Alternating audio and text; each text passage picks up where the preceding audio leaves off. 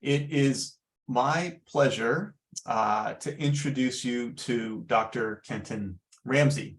Dr. Rambsy is an associate professor of African American literature and digital humanities at the University of Texas at Arlington. His areas of research include African American short fiction, hip hop, and book history.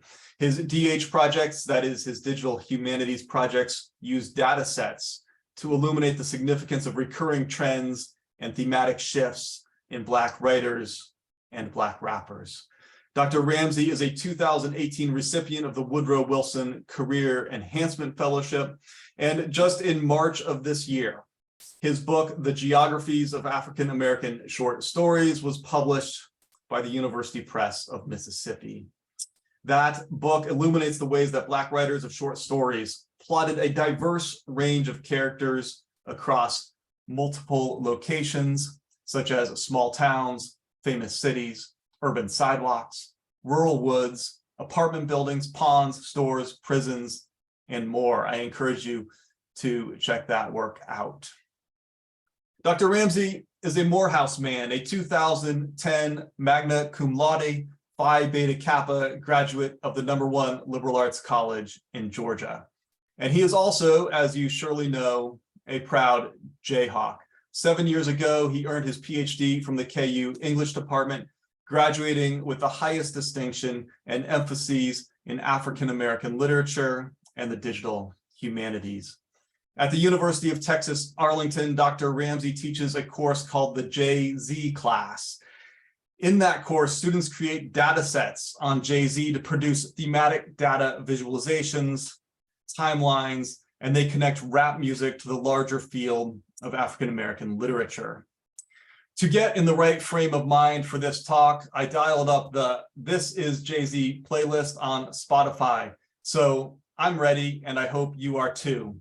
If we were in person, I'd ask you to give Kenton a big round of applause to welcome him to the stage. But since we're in a webinar, he would not hear that anyways. So I will just invite him on screen and invite you to enjoy his talk. Thank you in advance, Kenton.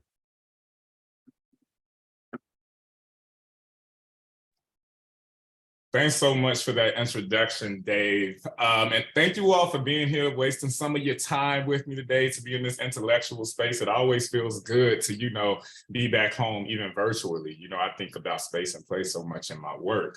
But before I begin my presentation, I think it's quite fitting that, I recognize Brian Rosenblum because, DH is this thing that's happening even still, and there's really not a I would say training in the way to go about this. Like, what is DH training? What are these things? But, when I arrived on KU's campus in the fall of 2010, I remember Dr. Mary McGrath, really encouraged me to go seek out Brian and work with him. And it was through his encouragement about structuring data, how to work with text mining applications, participating in so many VAT camps and stuff like that. I think is really important, and it really ties into what I'll be talking to you all about today. So, 12 years later since starting to work with Brian, I really want to acknowledge that, even influencing my work today with librarians, thanks so much for, getting me started on the right track and training. So without further ado, I'm going to get started, you all.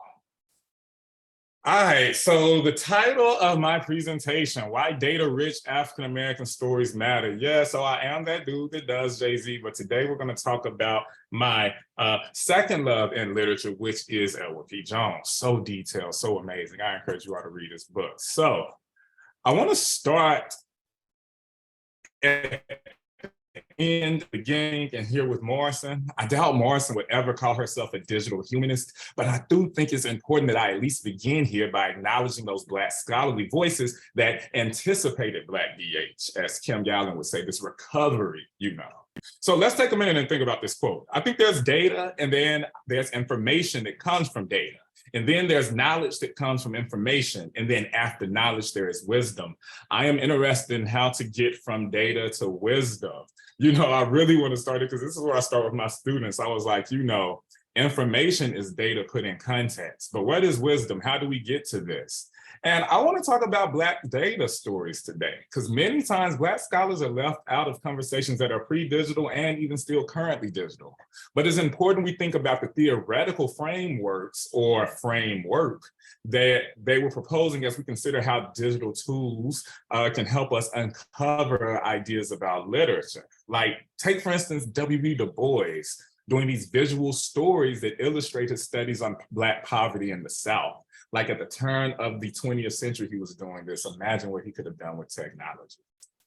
So this short story writer, Edward P. Jones, represents what I call a data-rich storyteller. He presents over 250 locations across DC and more than 500 characters in his two collections of short stories, Lost in the City and All on Hagar's Children. That's what I mean by data-rich. Now, many writers include data or information when they tell stories. All of us are the same way. We are including data about people, places, and including directions when we tell stories. But the level of detail, the specific places, the specific navigation routes that Jones embeds in his stories made him especially intriguing to me in the work that I do. I cataloged the several locations and characters in the stories, and all of that information served as a basis for me to produce a variety of interactive maps, infographics, and reading guides. The high volume of people, places, landmarks, and neighborhoods in Jones's stories means that there's a particularly rewarding experience or payoff for charting the information that he presents. I learned that when you chart the contents of a data-rich storyteller, you can go on to produce some enriching visualizations and other projects. Data-rich African-American stories matter, and Edward P. Jones is especially important because he is a gateway into the field of African-American literature, the history and her stories of DC, and digital humanities.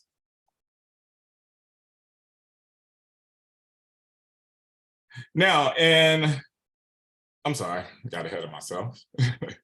In Edward P. Jones's carefully quantified literary world, A.O. Scott describes the experiences and dilemma of encountering so many people and places in Jones's short stories. After a while, you learn to pay close attention to the names and addresses, notes Scott, and then later concedes that the links and knots are too many to enumerate. My experiences reading Jones were similar. I learned to take notes of recurring names and locales, and like Scott, I initially thought that there were too many connections and notes to itemize. But I changed my mind. I changed my mind because I realized it was possible to track, collect, and organize all of that information in Jones's short stories into a data set. Moreover, I was able to produce data stories as a way of assisting readers in understanding some of what Jones has been doing. So I want to start talking about what are data stories. Data stories, or data storytelling, is a narrative that is comprised of numerical or quantitative information. Similar to data journalism, the process of data storytelling revolves around analyzing and filtering large data sets for the purpose of creating a narrative to provide insight on a particular subject. Now, let me pause for a moment and say that I've been thinking about locations, settings, and characters in short stories for a while now. You know, organizing data, again, shout out to Brian. In April, my book, Geography of African American Short Stories, it includes my findings on several different Black writers in the subject of geography. I end speaking about Jones, and Jones is actually going to be the basis for my next project. So this is why it's so important to me that close examinations reveal that short stories, individually and collectively, contain extensive bodies of quantifiable information, or simply put, data. I'm trying to make the argument that, or I think it's very important that we identify and manage some of that data to really get precise about what writers are doing. Now, cultural geotagging. This is this concept I developed while I was at KU. Many observers recommend reading Jones's work with the map in hand. They say that because of the heavy references to the street plan of DC. One reviewer, John Harrison, pointed out that each story traces a journey. The idea of tracing a journey has been a guiding principle as I closely studied Jones and what he was doing with geography and place recognition. I started using the term cultural geotagging to describe how Jones pinpoints specific places in DC. I call the process of pinpointing places cultural geotagging because it reminded me of how people use social media such as Facebook, Twitter, and Instagram to identify and tag locations. And let's be for real, you all, geography matters. Geography is how we build credibility. Geography is how we have this sense of self and identity. So what does it mean to tag locations? I really want to see what writers were doing. In fall 2016 graduate seminar, my students and I produced a multifaceted spreadsheet that gave us opportunities to chart the totality of Jones's numerous references across 2 short story collections. This expansive data set encompassing all of Jones's stories made it possible for us to quantify the number of locations mentioned and trace the dialogue of more than 500 characters. We were exercising data-driven approaches to reading short stories. We uploaded this CSV file, the Edward P. Jones data set, to the Texas Data Repository. Beyond reading Jones, we were also creating public records to facilitate the ways in which readers read and study Jones. And I think I saw, my former student, or as I like to say, my firstborn, Jade Harrison, in the audience, virtual audience. And she was a part of my grad seminar where we worked on, this data set, close reading in order to perform a distant read.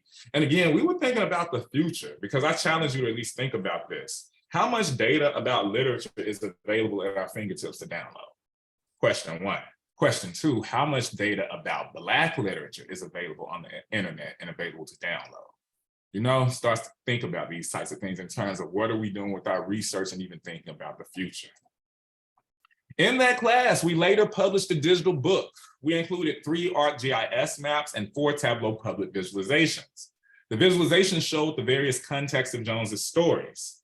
For a brief moment, I want to share a few of those visualizations from the projects to give you an idea of how I began this journey of data management and how I've even extended it since that class. All right, consider this heat map, you all. Jones's inclination to plot the city by identifying streets and landmarks in city in such detail allows him to achieve new ground among prominent Black writers known for presenting a sense of place in their work. This heat map highlights the areas in DC that Jones refers to most often in his short stories. And if you see to the left-hand side, by clicking on an individual story, you are able to see all of the locations mentioned in that story. The brighter the color indicates the more action took place in this particular location or neighborhood. Jones's constant references to street names, cultural figures, and landmarks draws on historical and social memories of DC for each character. These memories reveal how select geographic location has the ability to conjure a range of emotions and thus become significant to the overall plot of each story. A map like this is particularly useful given the changing landscape of DC over the past 2 decades. And I thought I should add this too. Jones really sets his up like the Dubliners, you know what I mean? It's all in DC. All of his stories are all set in DC. They go from the youngest character to the oldest character. So, he said he was inspired after reading the Dubliners and then realizing that people don't really have a real conception of DC or what once was Chocolate City. They think about it being the seat of government, but they forget about the actual people who inhabit those, homes and neighborhoods. And so this brings me to the point that, but what about Jones's DC, the DC he's presenting? How do we understand the boundaries of this very, very Black world? The simplest way of reading a map and navigating through the streets of Washington is by understanding that the city is broken up into 4 different sections known as quadrants that are divided using the Capitol building at the center of the 4 dividing lines. After careful data analysis, we found that the Northwest quadrant is a primary focus for Jones. The Northwest quadrant represents the center of daily life for characters. Jones presents characters either living or in or passing through the Shaw neighborhood, Franklin Square, and Mount Vernon Square, all places situated in 1 quadrant. Also, we noticed that Jones is most interested in focusing on neighborhoods in DC and not national monuments or other types of locations usually mentioned when talking about political life in DC. Jones's high frequency and usage of location-specific phrases reveals that he is simply a geographic-oriented, data-rich storyteller.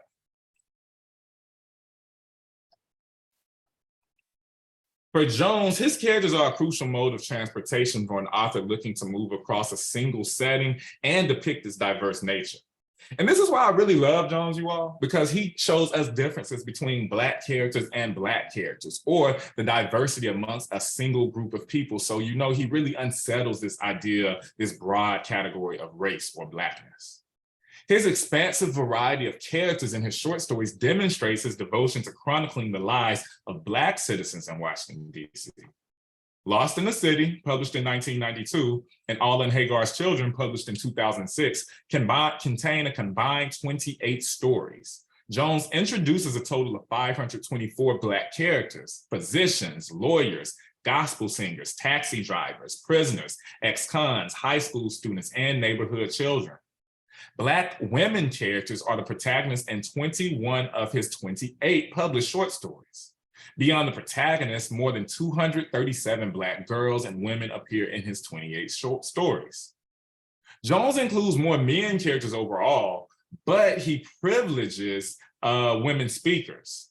In the first collection, the female character utters a total of 11,582 words in dialogue compared to 6,590 words by male characters. In the second collection, dialogue is more even, with female characters uttering a little over 10,000 words compared to a little over 10,000 words by male characters. Our chart showcasing characters in dialogue made it possible to consider, through visually stimulating means, the expansive body of data comprising Jones's stories. And I would like to say this, you all, we use this as a reading guide in the course in some types of ways, because Jones does this fascinating thing with his stories. And for instance, he picks up where he leaves off, for instance, in very different types of stories, pardon me. When I say he picks up where he leaves off, he picks up with a particular character. So story one has a character from story one, the second collection, two, so on and so forth. He uses a character to either provide a pre-story or a future story catching up with what's going on. So his attention to even details with characters is something that's fascinating. Now, after this class was over, you all, I was really interested to play with this huge data set of locations and characters to kind of see what I could see about real life DC. So I want to talk about what I did with combining data set with public data sets that were available. The Jones data set became the basis for future collaborations with other scholars. I collaborated with various people to transform data related to Jones's stories into interactive visualizations. And cultural geotagging became especially useful when reading information about real-life demographic shifts in DC alongside Jones's stories. So here's something to consider. The stories that Edward P. Jones tells are about an older DC, a DC that had more than 70% Black people. His stories served as a cultural preservation system of sorts because so many of the Black businesses and other establishments he describes are no longer there or have changed. So you can read Jones's stories for literary purposes, but you can also read them to gain a sense of the city's history. I collaborated with Colloquium Kim to create 2 story maps for each collection that offered a way to interpret Jones's stories and make sense of the several locations. We combined the data set with public census records in order to create a map that overlays real population changes in DC with the locations Jones references in his short fiction. This map can serve as a guide where readers can consider the historical dimensions of a story. So in these 2 visualizations, users are presented with an overview of every single story that plots the locations referenced in each story. This facilitates a viewer's ability to literally read Jones's stories with the map. We also overlaid each map with the demographic data from 1970 to 2017, so viewers can see how population shifts in Jones's stories. In 1970, DC had a Black population, majority Black population of 71.1%, with white people making up 27.7% of the district's population and Hispanic people making up 2.1%. By 2015, 48% of DC's population was Black. White people consisted of 35.6% of the population, and Hispanic people made up 10.2% of the population. Coupled with Jones's writing, this visualization offers an immersive reading experience where the various filters add social and historical context to Jones's DC settings. As a methodology, data storytelling enhances the reading of Jones's stories by grounding the 2 collections in geographic specificity. And if you look at the two if you look at the visualization that I'm sharing right now on the screen, the darker the purple, the more Black the population. As we can see in DC from 1970, even up to 2010 is heavily dark purple. But as we kind of see in 2017, we see that many other residents are being pushed out to the Anacostia area. And we see that this is happening, pushing them further and further into Maryland. So I just wanted to give this idea because thinking also about DC gentrification, looking at these maps, you can see that various parts of the city have gone through different population shifts at different times. So it helps us to even realize that when we talk about gentrification in DC, we even should be specific about what area. Now, I came up even with another concept after reading Jones and thinking about the shifting landscapes in DC. In his stories, Jones enacts the role of the neighborhood preservationist. The short story writer as a neighborhood preservationist means that Jones produces an extensive inventory of businesses, parks, subway stops, notable intersections, social venues, and hospitals in the process of composing stories. His catalog is remarkably reliable since he mentions stores, schools, monuments, and parks that exist or existed. Readers can determine when a story takes place by paying attention to the location references Jones makes within his stories. Let me say that again, because all of Jones's stories take place between the 40s up to present date, and readers can determine when a story takes place by paying attention to the location references. For Jones, storytelling presents opportunities for preserving or remembering a Washington, D.C. that likely did not appear in official tour guides and maps. Jones is giving recognition to those settings that he is most familiar with, which are also inhabited by predominantly Black people. And as you can see, this is the DC Wharf, you all, and this is actually taken over just recently over the past few years when they started the neighborhood revitalization program. And we can see how this has even changed dramatically since then. In stories such as The Girl Who Raised Pigeons, The Store, All in Hagar's Children, and Spanish in the Morning, Jones incorporates People's Drug Store and Hahn's Shoe Store. In 1995, though, Hahn's Shoe Store liquidated its assets after filing for bankruptcy. Jones takes a similar approach by mentioning People's Drug Store, a chain of drugstores which operated for several decades before being bought by CVS in 1994. The appearances of the now defunct stores remind some and make others aware that this store was a place where DC residents met and interacted with each other. And again, People's Drug Store might be gone, but I love it. Even when I'm in DC or walk around, you can kind of look at how buildings are building. You can kind of see what changed from there. In The Girl Who Raised Pigeons, Jones represents a confined setting on Myrtle Street Northwest. But as Jeremy Dean explains, Myrtle Street cannot be found on a contemporary map of the district. Today, a complex of city and federal buildings occupy the block where Myrtle Street once stood. Jones does more than offer a view of Black neighborhoods. He instead charts important ways that an era evolved or was diminished based on larger, powerful forces. As noted, over the last few decades, however, DC has witnessed a significant decrease in African-American residents due to its rising cost and rent brought on by gentrification efforts. Reading Jones's stories alongside the graphs in this collected volume will provide a deeper insight into the extent with which social and residential spaces for Black people in DC have changed. So, okay, you all, that's kind of what I've been thinking about. Just with Jones, how does location, why does geography matter? You know what I'm saying? Why does space matter? How can we connect this to literature? So this is kind of where I'm going now with my future work on Jones. Jones has made me think more seriously about space and place and what does it mean for my data collection efforts. Now, I want to clarify a few things. Space is location, physical space, and physical geography. Place is what gives a space meaning, personality, and a connection to a cultural or personal identity. So I want to just get that part clear. Because on the one hand, the spaces identified across DC are coordinates that can be pinpointed on a map.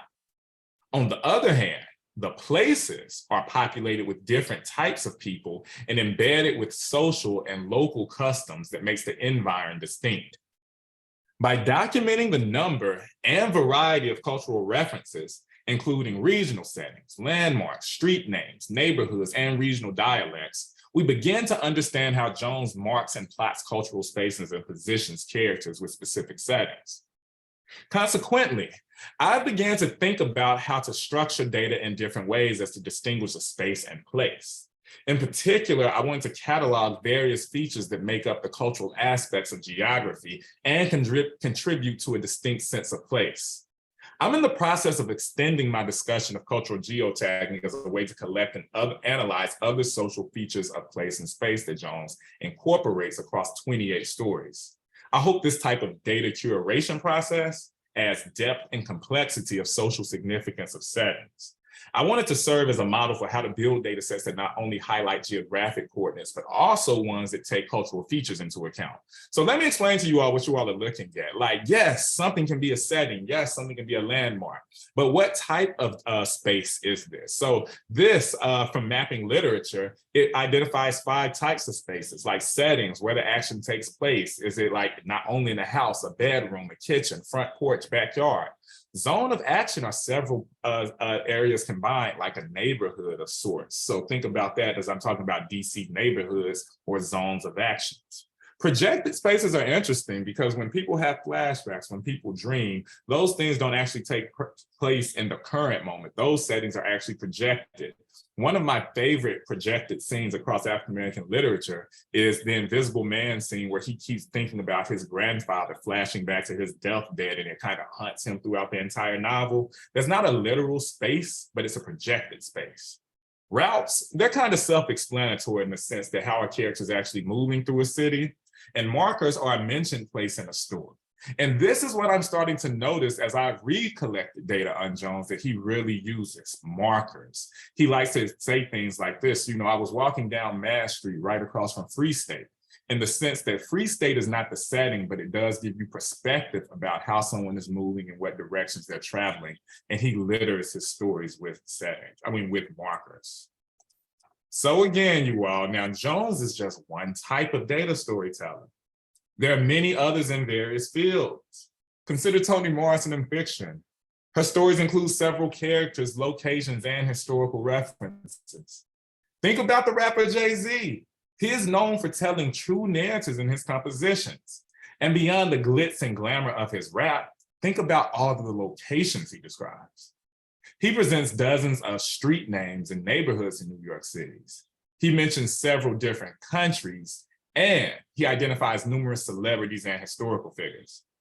Now, we've always had these various stories and storytellers that contain all this data that can be traced back to Frederick Douglass. And of course, Du Bois, as I mentioned earlier, but also Ida B. Wells, who was tracking the rate and the amount of people being lynched across the American South. There's so many others too. But those at least of us in African-American literature and African-American studies, are only recently starting to actively engage data management tools, mapping software, and other technical methods that can fully capture and illuminate and represent all these data-rich stories produced by Black people. I want to make it clear that what I'm doing is more than just counting, which is a common critique of DH people doing data work. I'm trying to address a couple of problems. One problem is identifying and tracing noteworthy patterns across multiple works by Black creators. That's one problem. A second problem that I hope my works addresses, and this is really a long-standing challenge for scholars in our field, but putting Black people and Black artists and Black artistic compositions in context. So again, these are my 2 big problems that I've been thinking about. Noteworthy patterns, shifting it from looking at 1 or 2 texts at a time to multiple, and then also putting Black people and Black artistic compositions in context. Now, I'm the editor of an upcoming project known as the Literary Data Gallery, which I'm a co-PI of the Black Literature Network. This project is funded by the Mellon Foundation. Now, this 3-year project at the end, the Literary Data Gallery, will include over 100 visualizations and serve as a new exciting way for using graphs, whiteboard animations, interactive maps, and other modes of presentation to showcase African-American literature, specifically novels. This project will give me chances to explore the art of data storytelling. Now, I want to show you all just kind of a sneak peek of what we're working with this. So again, this idea of collecting data, what is data storytelling worthy? So the Black Literature Network will consist of these various portals that you can explore, from a novel generator machine to a podcast to the literary data gallery, which I want to explore. And again, a growing gallery so far, again, working on various data collections. So again, my personal interest in research revolves around Jones and DC, or Jones's DC. But right now, I'm also interested in thinking about how can we curate data to at least point out and put various Black writers, time periods, and novels in conversation with one another. So this visualization just takes a look at various authors and the debut age and their author age at the time of their debut novel. For instance, we see that Margaret Walker was actually 51 when Jubilee was published, her debut novel. But someone like Samuel Delany was 20 when The Jewels of Apter was published, his debut novel. Just collecting birth dates and publication dates is just one of these various things that we're thinking about. And again, as I mentioned, Jade Harrison earlier, who she's also working with me to curate and collect this data. Here's another one. We're actually interested in the actual words being used in various books. So we looked at top words and 10 neo-slave narratives. Hovering over a word lets you see how many times a particular word was used in a slave narrative. Hovering over a cover gives you a brief description and total word count. So this is just, again, another type of way, and I'm clicking on Kindred now because the Hulu series, I think, is soon to debut in December. So just giving you an idea about how will these same words even compare to the actual script. Another visualization that's very interesting in thinking about reading guides and things can actually help people. My favorite novel ever is Toni Morrison's Song of Solomon, because I'm so preoccupied with flying too. Toni Morrison mentioned several characters within this novel to really build this out, to kind of get it together. But some of those characters are present. One moment. Some of those characters are present and others are referenced. So this is kind of a reading guide to let you see which characters are mentioned in a particular story. Chapter 12, you can just click on one of them. Or if I want to say when are the most men mentioned, I could click on the males and then I could see it like this. Chapter 16, and we see 11 are present and 5 are referenced. This lets us think about particular writing styles, not only just being a reading guide, but how do writers use various details to tell stories? How do they use characters? How do they talk about Black populations? Now, in addition to focusing on novels and producing data stories about African-American novels, we're also focusing on African-American literary scholars who've produced an abundant amount of research on Black novels. One of those people that we've been creating a visualization on is Professor Trudia Harris, and it shows between 1974 and present day, her productivity rate. Every time where you see a darker circle highlighted, that is a particular book, but we have book chapters, articles, book reviews. This was also an interesting project to think about in terms of collecting data, because we basically thought about what happens when we turn CVs, data that already exists but isn't in, CSV file or rows and columns. How can we think about novel ways to transform seemingly mundane or everyday data? This is the last visualization I would like to leave you all with when thinking about data storytelling, and I'm going to drop this in the chat. If I can, I'm going to drop this in the chat. And it's one of our things where we're really moving towards thinking about using JavaScript to tell stories. So 99 novels, you all see it keep saying, I don't know, Jay-Z, 99 problems, 99 novels. I always think about, what are the bounds? And I look to Jay-Z to influence my more traditional work. So how can we think about African-American novels? Oftentimes people are often asking me to recommend something from my barber when they find I'm a literature professor. From my barber to someone I run into in the grocery store. So I want to put 99 novels in conversation, and I used Toni Morrison to think about 6 Morrison novels: Experiences of Black Boys and Men, Song of Solomon, Experiences of Black Girls and Women, The Bluest Eye and Sula, neo-slave narratives, Beloved, as well as romantic relationships, which is Tar Baby and Jazz. And I want to show how Toni Morrison could be used to unite various genres of African-American novels, even ranging from Octavia Butler, how does it compare to Roots, to Beloved, so on and so forth. I encourage you all to take a look at that just to think about what are the possibilities when we shift our attention from looking at one novel or one location to multiple. What do we gain? What do we lose? But more so than that, how do we make Black data stories matter? How do we use data to influence public discourse and use digital tools to influence how we access scholarly materials? Thank you all so much for being a cool virtual audience today. And I'm gonna stop here and turn it over for questions while we have a little bit left. Thank you.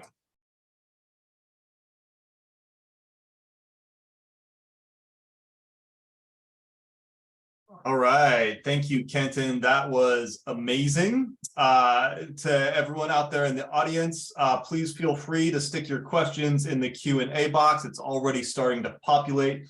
Kenton, you should be able to read these on your screen, but I'll go ahead and read them to you to give you a chance to think through them. The first one is from Anthony Boynton. Here's the question. It says, it sounds like Jones is responding to Dubliners in a similar way we're seeing Jesmond Ward respond to Faulkner, that is intentionally and sometimes involuntarily through cultural geotagging. Could cultural geotagging be thought of as not only a narrative practice, but also a recovery/reclamation work in the Black literary, cultural, historical imagination? Okay, well, actually, I have something to say, which I always think is so interesting about that and Jones. Actually, it came from kind of being annoyed after reading Dubliners when he was in college to think that people didn't have an idea of Black DC. That's what he was so annoyed by. But I read so many interviews by him that he really doesn't acknowledge it in the same way anymore. But I do think in the sense that it is a reclamation project. How are we doing this to kind of reclaim the everyday seeming? I'm saying this mundane, but in a more technical way, I would say it absolutely is a reclamation project just because a data set doesn't exist. And again, I asked us to think about how much data exists about literature in general and how much data exists about African-American literature. As we're thinking about storytelling practices, particularly data story practices, I do think that it is indeed a recovery process anytime we generate public data sources that can be used later to do even different types of projects. So to that question, yes, it is a recovery. And I see similarly what Jesmond Ward is doing too. This next question is from Giselle Anatol. She writes, this was a terrific talk, and it was. Very thought-provoking. Can you talk a bit more about credibility? You mentioned how place helps one to establish credibility in addition to influencing constructions of personal identity. And I'm also thinking about your point about digital humanities, where many folks think it's only about counting. Oh, yeah. So this is an interesting question. So I also should probably say I spend a lot of my free time in DC. So this is another reason I'm particularly drawn to Jones. And I think it's interesting, after being in DC, you start to understand which quadrant you live in, what particular stores you even go to, or even which branches of the store you go to reveal a whole lot about your identity. Particularly when I'm in DC, I usually stay in the Southwest quadrant a lot.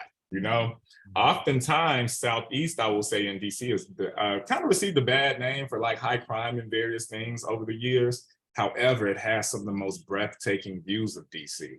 What does it mean to see DC as it's transforming now to, you know, Southeast becoming a really posh place to live? What does it mean when you'll read Edward P. Jones's stories in 10 years and realize, wait a minute, this is not the same place he's writing about? So when we talk about credibility, at least, I always think about geography has credibility.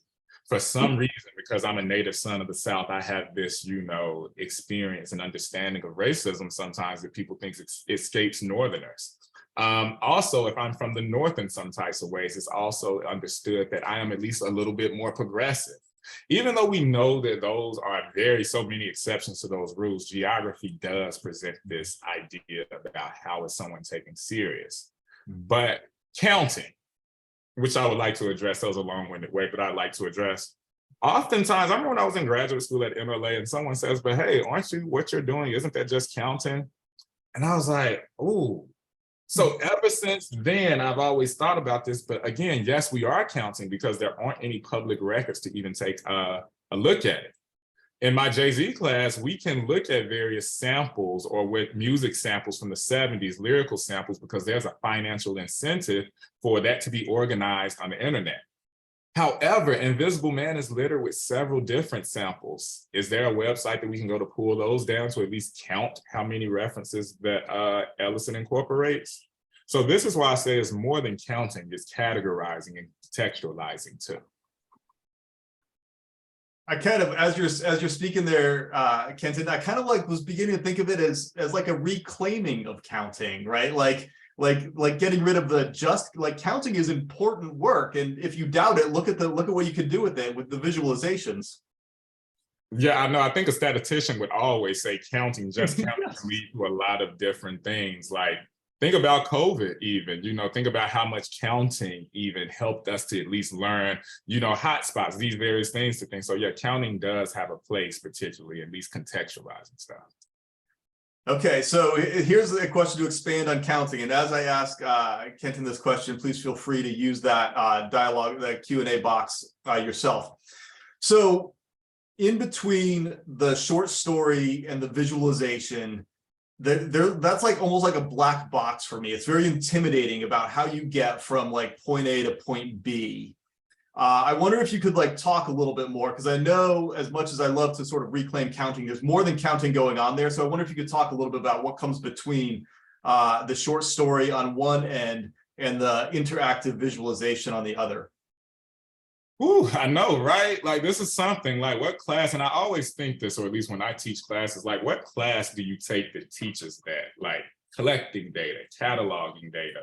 And this is again why I want to put a little bit of emphasis on Brian Rosenblum again, because it was, I believe at my time as a grad student, he really encouraged my work with HBW and for us to apply for a SEED grant, which later turned into an NEH grant, where we created a metadata schema, particularly on African-American novels to highlight these things. So what information do you want to collect?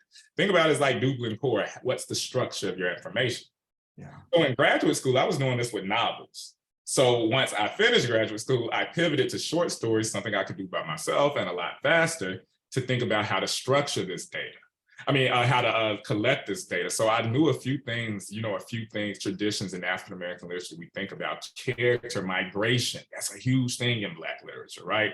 Locations, what does it mean? Space and place, we say these things, but what does it mean, for instance, for Invisible Man to travel from Alabama to New York? What particular settings? Trudia Harris has written a whole lot about the front porch in African-American literature, and then kitchen, where women really are in control. And we see these various things that challenge, historical assessments of Black women's roles in society. So how do we categorize that in rows and columns? Those were a lot of the things that I was initially interested in, simply because I think you can see and interpret information. What you see sometimes you can interpret different from how you read. And what does it mean to catalog details in terms of actually saying this is an exceptional writer?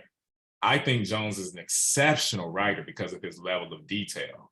That makes him different from Morrison, who I think grabs at this kind of like social and personal ethos. So I can get a little bit more specific when collecting data and not just saying African-American literature is something by a Black writer, but I can talk in detail to talk about the differences, the similarities, and the nuances of a single writer or 99.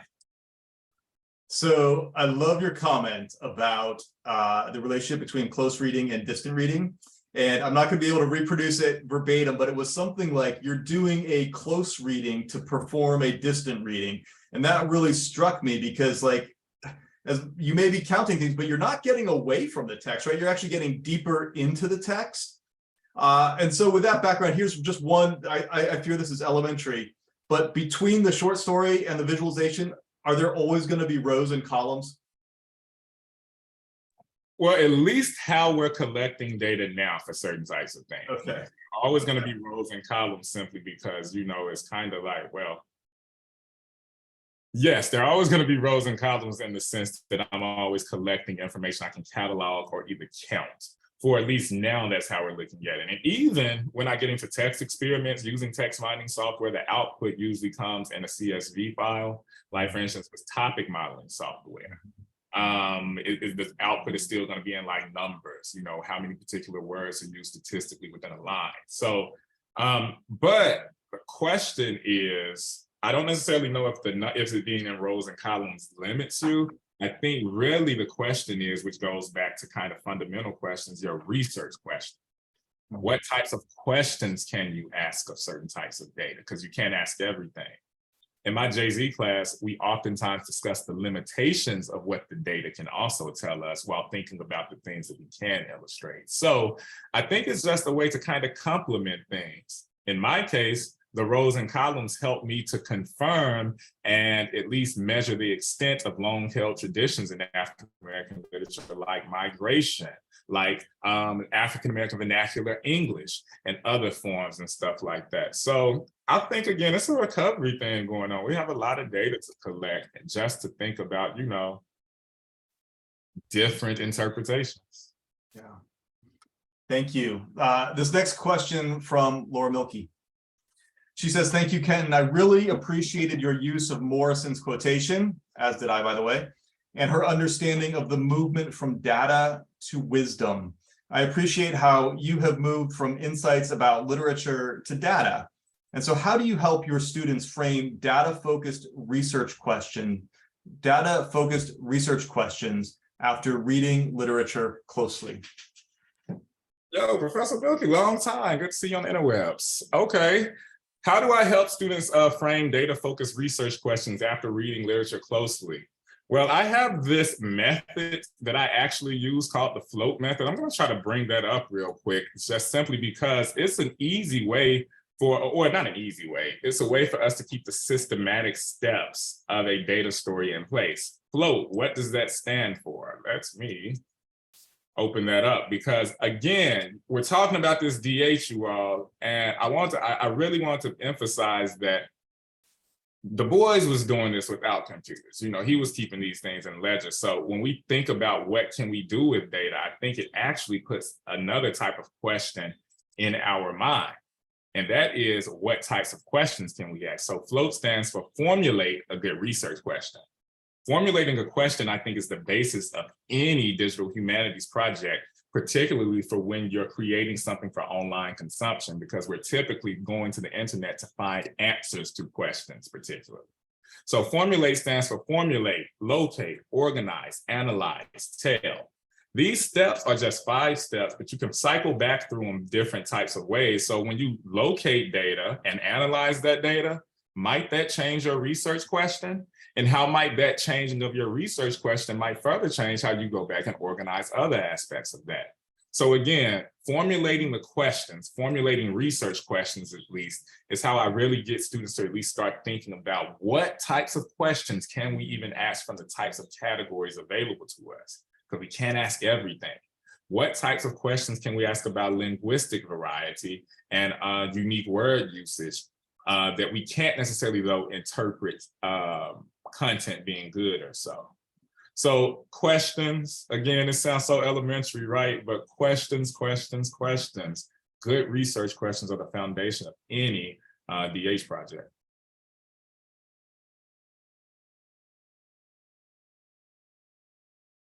Sorry, this next question is from Stephen Wang.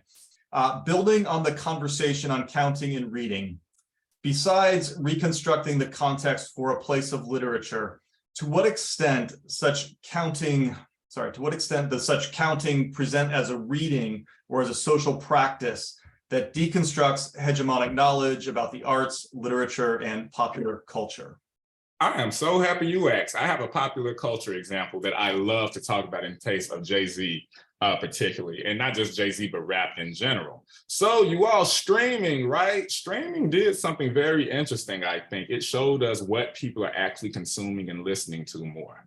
So one thing that we have noticed is that a lot of rap music is tending to be streamed more than quote unquote popular music artists. So with that in mind, should the Grammys change or at least expand their definition of popular music if we see by the numbers, by the data, that some rappers might stream more than Taylor Swift? I don't know. But anyway, that's just something I think about with data in terms of being able to deconstruct and see stuff, because we know that the reporting of numbers, for album sales and stuff like that is kind of riddled in this larger, complicated American history. So in the 80s and the 90s, were the record companies, were the stores actually reporting sales accurately? Again, now with streaming services is a very big incentive to see whose songs play more, because that in turn leads to money, right? So one of the things I always ask about streaming now, with us seeing how often, how much, and what populations people stream, does that mean we have to change various categories as it comes to music? So that's my popular culture example. But for a more fundamental example with literature, I think a lot of times, one of the things I've been doing is like literally tracking citation rates to see how much of things are cited, particularly with this project. How many novels are cited, how often, and which Project Muse, JSTOR, ProQuest, which search databases contain these various samples. So you can really start to at least approximate scholarly significance based on how much people are writing about various texts. So two types of examples of how data can help us deconstruct and see a different world, or a different version of the same world. Wonderful. Kenton, we have time for one more question. This one is from history professor Shada Jahanbani. She says, thank you for this fantastic talk. It really helped me put something together about how the digital and digital humanities really does enhance our conventional modes of analysis. Part of what I'm getting from your presentation is that this kind of research reveals how abstract some of our working concepts are. Concepts like the community or African-American community. Here's the question: do you think that there are limits to the utility of this kind of work? And she says, I'm convinced by you that there aren't any limits. Oh yeah, are there limits? Let me go ahead and say what I start every single semester, and I think my students say they get sick of me saying it. Data is hardly ever neutral. It needs context to make sense. So you can say a lot of different things without having a strong, sound foundation of the histories of African-American literature, the theoretical histories, the actual novel histories. You can misrepresent data on what you see. One of the biggest things that I've been seeing so far in some of the linguistic work I've been moving into is that algorithms that are able to, understand and dictate standard English have a hard time picking up Black slang. And Black slang is not something that is just, universal. You have Southern slang, West Coast slang, East Coast, Mid Coast. We see that as evidenced in rap. So one of the things I'm thinking about is how do computers then misrepresent or misinterpret topics across, Black popular forms and more traditional forms, non-traditional forms that aren't written in standard English. But I think sometimes a little bit of my work in Black digital humanities extends from this idea of how do I ask questions to see what are the good, the bad, the ugly, and the opportunities. So I think being aware is one of the biggest things that I'm really thinking and basing this data work off of, an awareness, and also my ability to reflect on a tradition or a field that was kind of handed to me by senior scholars. So I love to think about it. But on that note to leave, thanks so much for showing up. Like Professor Anatol, Professor Graham, I saw so many of you all's names, but I couldn't catch it. But I really like to be back here. Oh, Susan Thomas and Sarah and Aisha, oh, hey, what's up? But I really enjoyed being back here in this virtual KU space. You all don't know how much that meant to me, so I appreciate it. Thank you, Dr. Rambsy. That was inspiring and helpful both. So we're going to log off now, but please, in the moments before this meeting ends, please take to the chat, hit the reactions button, and tell Dr. Rambsy in our own Zoom way how much we appreciate him coming back to KU, at least virtually, to share his work with us. Thank you, everyone, for coming. Thank you, Kenton, and we'll see you all soon.